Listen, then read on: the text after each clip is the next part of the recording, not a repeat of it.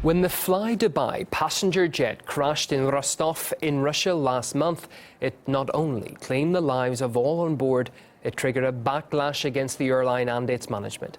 Pilots have been speaking out to RT, saying they're pressured to work even while exhausted. Dozens of employees of FlyDubai and also Emirates Airline have sent us accounts of their working conditions. Now, an online activist group is also helping them be heard.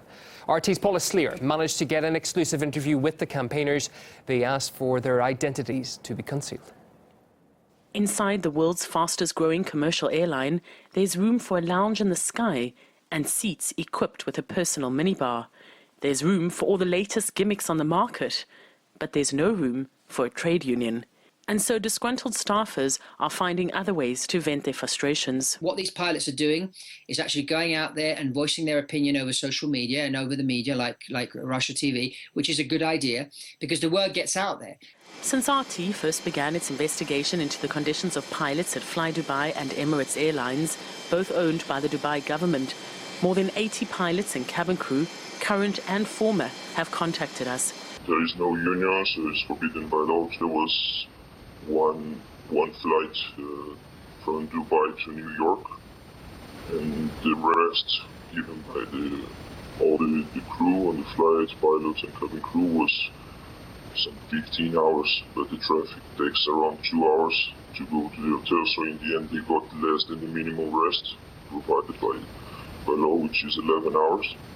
And some of the crew, they reported to the GCAA, which is the General Civil Aviation Authority from the Gulf, but the crew who reported to the GCAA, which is supposed to be the outside authority to investigate this, they end up getting fired for this.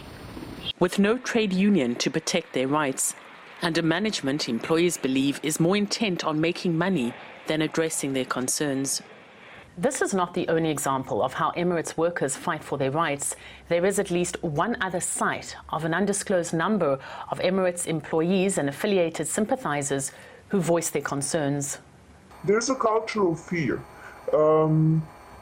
For every mistake, or even if you don't make any mistake, if someone blames you for something, you don't get the chance to defend yourself. You just get the warning, you just get they just fire you.